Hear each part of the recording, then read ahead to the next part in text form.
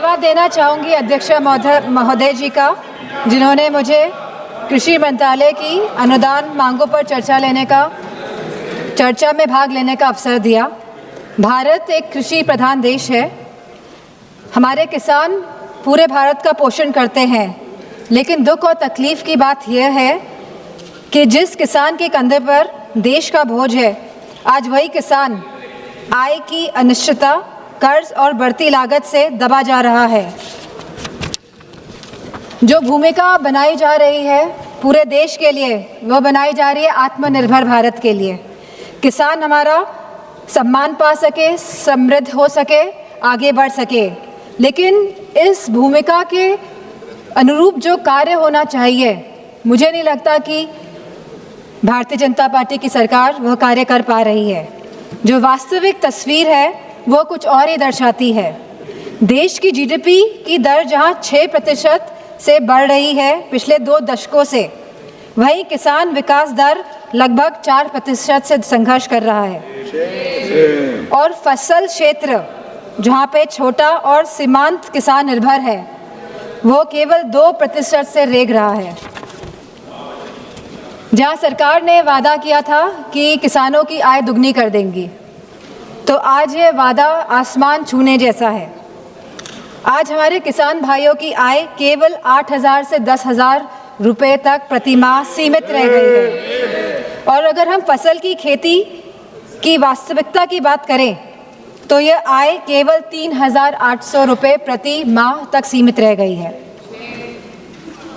जहां 46% देश की आबादी किसी कृषि क्षेत्र में है,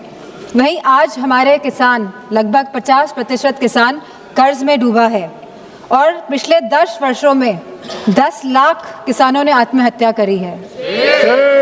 ये अपने आप में ही सवाल उठाता है जो भूमिका सरकार ने तय की है आत्मनिर्भरता की, उसके ऊपर।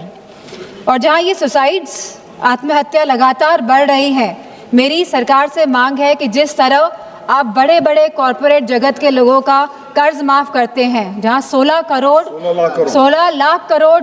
का कर्ज माफ़ किया गया है कॉरपोरेट जगत के लोगों का, वही हम चाहते हैं कि आप हमारे किसान भाइयों का भी कर्ज पूरी तरह माफ़ करने का कार्य करें। हमारे अभी भारतीय जनता पार्टी के सांसद बोल रहे थे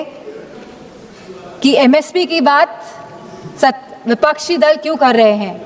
तो ये तो भारतीय जनता पार्टी के घोषणा पत्र में था 2014 के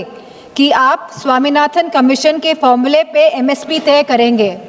ये आपका वादा था देश की जनता के साथ, लेकिन आपने उस वादे को भी पूरा नहीं किया। आज हालत ये है कि सरकार एमएसपी तो घोषित करती है 23 फसलों की, लेकिन वास्तविक में जो खरीद करती है वो केवल गेहूं और चावल की करती है, और वो भी पूरी तरह ये सरकार नहीं कर पा रही है। हम जानना चाहते हैं कि उत्तर प्रदेश में सरकार कितना गेहूं और कितने चावल की खरीद कर रही है और कितना प्रतिशत कर रही है, कितनों को वापस कर दिया और कितनों को वापस कर दिया गया है।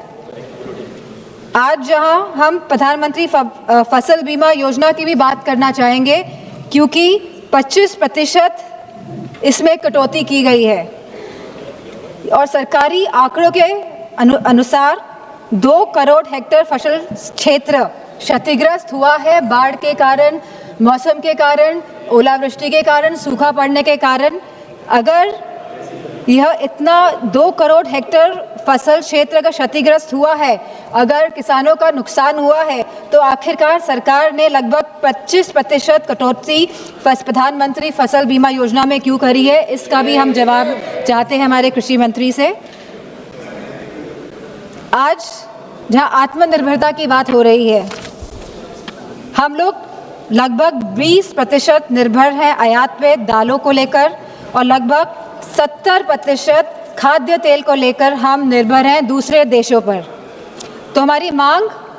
हमारे कृषि मंत्री से ये है कि दालों के लिए और तिलहनों के लिए एमएसपी वो सुनिश्चित करें, जिससे कि हमारा देश वाकई में आत्मनिर्भर बने, हमारे किसान आत्मनिर्भर बने। बजट की अगर हम फिस्कल आर्किटेक्चर की बात करें, तो जहां पे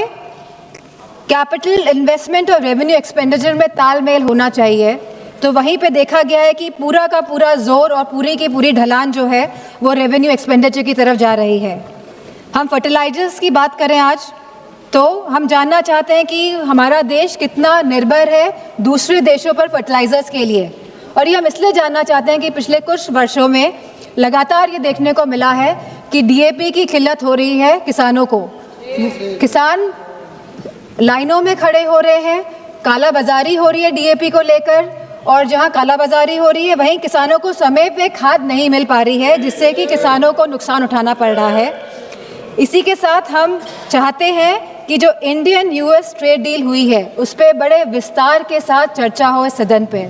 ये बहुत ज़रूरी है कि पूरे विस्तार के साथ चर्चा हो, क्योंकि ये कहीं ट्रेड डील हमारे देश के किसानों के लिए ब्लंडर डील ना साबित हो। इसीलिए इसके लिए हम चाहते हैं कि इस पे चर्चा हो, किसान को पूरी तरह कहीं ये ट्रेड डील तबाह ना कर दे, क्योंकि इसमें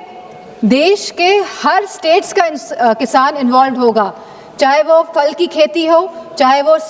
हमारे सोयाबीन की खेती हो, चाहे वो आलू की खेती हो, और कहीं ना कहीं जिस तरह से डेयरी प्रोडक्ट्स हमारे मार्केट में आएंगे तो हमारे देश के किसान इससे प्रभावित होंगे। तो मेरी इस मांग को लेके भी कृषि मंत्री जी इस पे ध्यान दें कि हमारे देश के जो प्रोडक्ट्स हैं वो कैसे बाहर के प्रोडक्ट्स के साथ compete कर पाएंगे, जब यूएसए की सरकार अपने किसानों के साथ खड़ी हुई है, तो हमारे देश की सरकार आखिर अपने किसानों के साथ क्यों नहीं खड़ी हुई है। हम जानना चाहते हैं कि उत्तर प्रदेश में भारतीय जनता पार्टी की सरकार ने भंडारण को लेके क्या व्यवस्थाएं करी हैं, ये और मंडियों को लेके क्या व्यवस्थाएं करी हैं, क्योंकि मेरी कॉन्स्टिट्यूंसी मैनपुरी है, और अभी कुछ एक हफ्ते पहले जहाँ पे मैनपुरी और आसपास के सभी ज़िले, चाहे वो फर्रुखाबाद हो, चाहे वो इटावा हो, चाहे वो एटा हो, चाहे वो कन्नौज हो, यहाँ पे आलू की बहुत बड़ी पैदावार होती है, और जहाँ लागत जो हमारे आलू में आती है प्रति क्विंटल ये 600 से 800 रुपये आती है, आज ये 100 रुपये का भी प्रति क्विंटल नहीं बिक पा रहा है। तो किसी तरह की सहायता हमारे आलू के किसानों के लिए हमारे कृषि मंत्री करेंगे। और जिस तरह हमारे इस क्षेत्र में लहसुन की खेती भी होती है और मूंगफली की भी खेती बड़े पैमाने में होती है, तो हम जानना चाहते हैं कि कोई भी एग्रो प्रोसेसिंग क्लस्टर मैनपुरी या आसपास के ज़िलों में कृषि मंत्री जी लगाएंगे या नहीं लगाएंगे, क्योंकि एग्रीकल्चरल इंफ्रास्ट्रक्चर जो फंड है वो केवल 910 करोड़ का है। तो हम जानना चाहते हैं कि उत्तर प्रदेश में इस सरकार द्वारा कितनी मंडियां लगेंगी, कितने एग्रो प्रोसेसिंग क्लस्टर लगाए जाएंगे, कितने कोल्ड स्टोरेजेस बनाए जाएंगे या भंडारण केंद्र बनाए जाएंगे।